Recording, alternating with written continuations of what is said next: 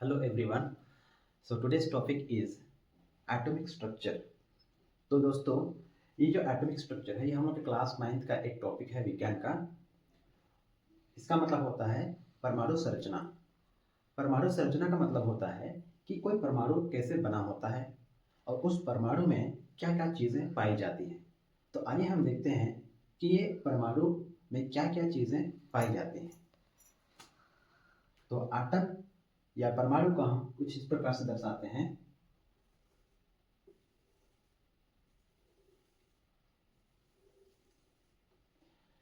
इस प्रकार से परमाणु को हम दर्शा सकते हैं और ये जो केंद्र का जो हिस्सा है इसको बोला जाता है न्यूक्लियस। न्यूक्लियस और ये गोल गोल जो सर्कल दिख रहा है इनको हम बोलते हैं शेल्स।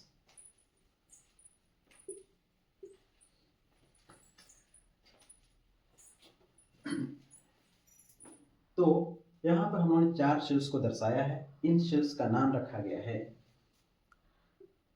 के, एल, एम और एन। तो जैसे कि हम बात कर रहे हैं एटॉमिक स्ट्रक्चर के बारे में, तो एक एटम में सब एटॉमिक पार्टिकल्स पाए जाते हैं और ये सब एटॉमिक पार्टिकल्स इन एटम में पाया जाता है। आइए हम देखते हैं कि ये सब एटॉमिक पार्टिकल्स इस एटम में कहाँ कहाँ पर उपस्थित होते हैं। तो जब हम एटम की बात करते हैं या सब एटॉमिक पार्टिकल्स की बात करते हैं, तो ये सब एटॉमिक पार्टिकल्स 3 होते हैं। 3 सब एटॉमिक पार्टिकल्स होते हैं, इलेक्ट्रॉन, प्रोटॉन और न्यूट्रॉन। इलेक्ट्रॉन जिसको दर्शाया जाता है ई से और इसमें एक नेगेटिव चार्ज होता है। प्रोटॉन जिसको दर्शाते हैं पी से और इसमें एक पॉजिटिव चार्ज होता है। जबकि न्यूट्रॉन क्या होता है, न्यूट्रल होता है। तो ये 3 सब एटॉमिक पार्टिकल्स हैं जो एक एटम में पाया जाता है और इस 3 सब एटॉमिक पार्टिकल में से 2 सब एटॉमिक पार्टिकल्स ऐसे हैं जो कहाँ पाए जाते हैं, न्यूक्लियस में पाए जाते हैं। कौन कौन से हैं, न्यूट्रॉन और प्रोटॉन। और ये जो इलेक्ट्रॉन होते हैं ये इलेक्ट्रॉन कहाँ पाए जाते हैं, शेल्स में पाए जाते हैं।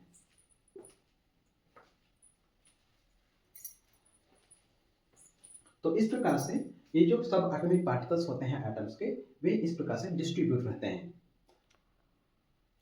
अब हम इसके बाद में देखते हैं कि ये इलेक्ट्रॉन, प्रोटॉन और न्यूट्रॉन की संख्या कैसे निर्धारित होती है।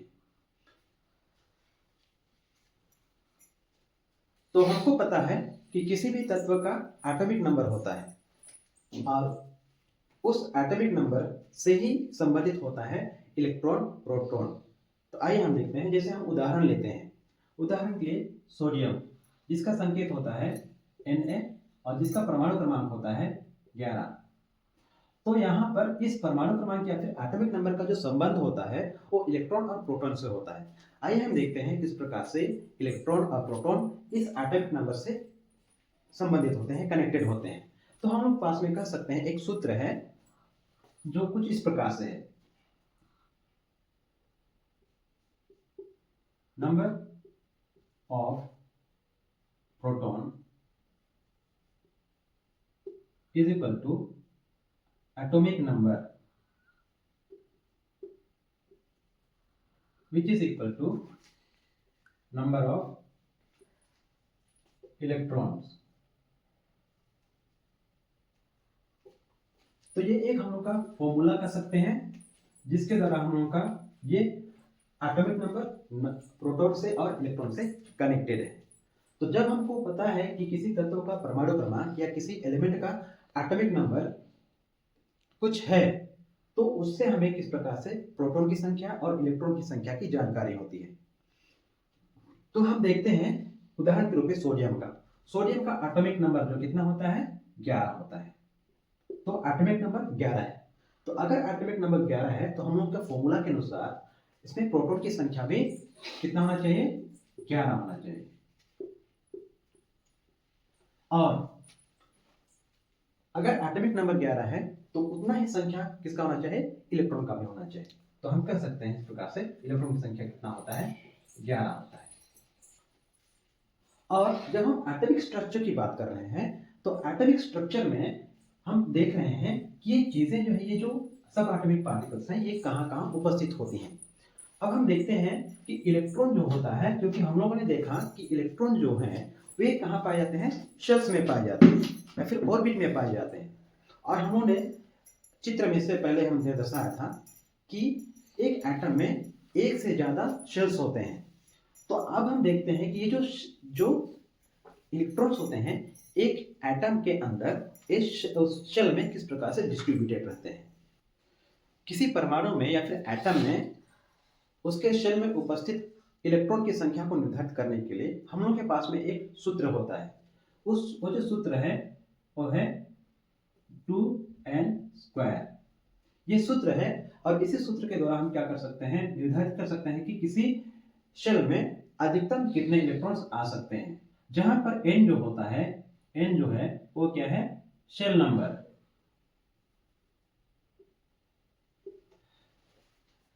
n equal to shell number.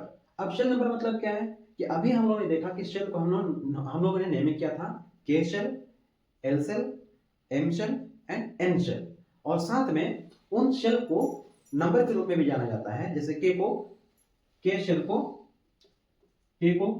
एक नंबर के रूप में जाना जाता है, l को 2 रूप में, और m को 3 के रूप में, और n को 4 के रूप में माना जाता है। तो अगर हमको पता लगाना है कि के शेल यानी कि पहले शेल में कितने अधिकतम इलेक्ट्रॉन आ सकते हैं, मैक्सिमम इलेक्ट्रॉन कितने आ सकते हैं, तो हम क्या करेंगे, n के जगह में हम इस सूत्र में 1 रखेंगे। अगर हमें l में पता लगाना है कि उसमें कितने अधिकतम इलेक्ट्रॉन आ सकते हैं, तो हम n की जगह हम लिखेंगे 2। तो इस प्रकार से हम निर्धारित कर सकते हैं। उदाहरण को देखते हैं, जैसे हम के शेल की बात करते हैं। के शेल को निर्धारित करने के लिए हम क्या करेंगे, 2 गुणित इंटू 1 का स्क्वायर बराबर, अगर हम हल करेंगे तो हमें क्या मिलेगा, 2 गुणित 1 बराबर 2। इसका मतलब ये है कि के शेल में अधिकतम कितने इलेक्ट्रॉन आ सकते हैं, 2 आ सकते हैं, उससे ज्यादा नहीं आ सकते। अगर हम दूसरे शेल की बात करते हैं, एल की हम बात करते हैं, तो हम लोग को इसी सूत्र को निकालेंगे, 2 गुणित 2 का स्क्वायर बराबर 2 गुणित 4 बराबर 8। इसका मतलब ये है कि एल शेल में अधिकतम कितने इलेक्ट्रॉन आ सकते हैं, 8 इलेक्ट्रॉन आ सकते हैं। तो उसी प्रकार से हम आगे के शेल को भी हम निर्धारित कर सकते हैं। तो यहीं से हम लोग का अगला जो टॉपिक आता है वो है इलेक्ट्रॉनिक कॉन्फ़िगरेशन। इलेक्ट्रॉनिक कॉन्फ़िगरेशन के साथ में हम लोग पढ़ेंगे कि साइंटिस्ट जिसका नाम था नील बोर और उसके सहयोगी बेरी, जिन्होंने कि एक एटम में इलेक्ट्रॉन कैसे डिस्ट्रीब्यूट होते हैं उसको उन्होंने आरेख के रूप में दर्शाया था। आइए हम देखते हैं इसी की सहायता से। बोर-बेरी स्कीम के अनुसार जैसे हम बात करते हैं हाइड्रोजन की बात करते हैं, हाइड्रोजन जिसका परमाणु क्रमांक होता है यानी कि एटम का नंबर होता है 1। अब अगर हम इसको हम 2n² फॉर्मूला के द्वारा हम निकालने की कोशिश करेंगे कि पहले शेल में कितने इलेक्ट्रॉन आ सकते हैं, हम लोगों ने देखा था 2 इलेक्ट्रॉन। तो इलेक्ट्रॉनिक कॉन्फ़िगरेशन की हम बात करेंगे तो इसका जो इलेक्ट्रॉनिक कॉन्फ़िगरेशन होगा कितना होगा, 1 क्यों होगा, क्योंकि इसके पास में केवल 1 इलेक्ट्रॉन है। अच्छा, हम लोग के इलेक्ट्रॉनिक कॉन्फ़िगरेशन के लिए हम लोग के लिए बेस है यानी कि हम लोग का आधार हमको करना है इसके अनुसार। अब इसका मतलब ये है कि पहला जो शेल है उसमें मैक्सिमम इलेक्ट्रॉन कितने आ सकते हैं, 2 से ज्यादा नहीं।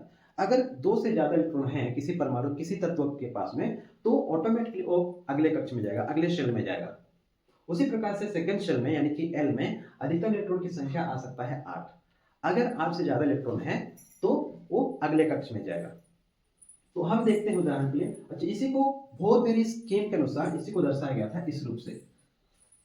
इस प्रकार से एटम के स्ट्रक्चर को बनाया गया था, जहां पर ये क्या है, न्यूक्लियस है, और इलेक्ट्रॉन को दर्शाने के लिए यहां पर इस प्रकार से छोटा सा डॉट के रूप में दर्शाया गया है।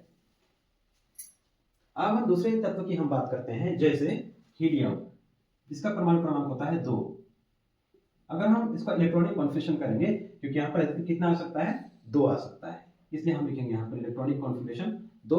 और बोर-बेरी स्कीम के अनुसार हम इसको दर्शाएंगे कुछ इस प्रकार से, तो आगे हम देखते हैं अगला उदाहरण के लिए बोरॉन। जिसका परमाणु क्रमांक होता है 5।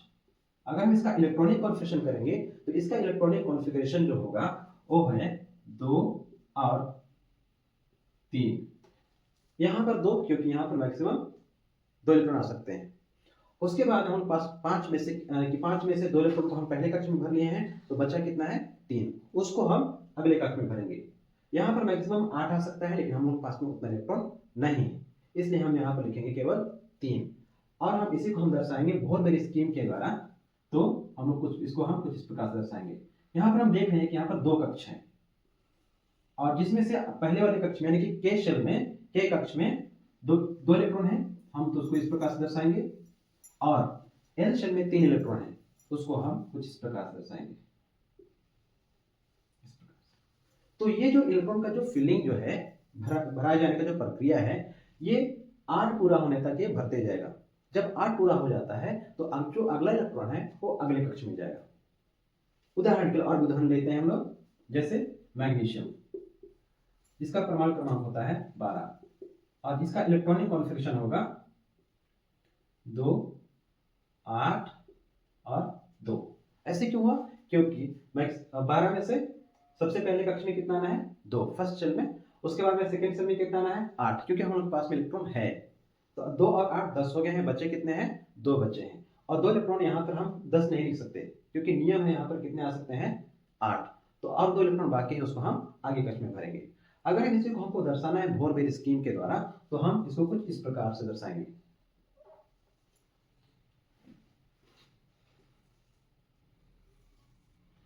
हम देख रहे हैं कि जो अंदर का जो कक्ष है के शेल जो है, उसमें इलेक्ट्रॉन की संख्या है 2, इस प्रकार से दर्शाएं। और उसके बाहर वाले जो कक्ष है यानी कि एल कक्ष में, एल शेल में इलेक्ट्रॉन की संख्या है 8,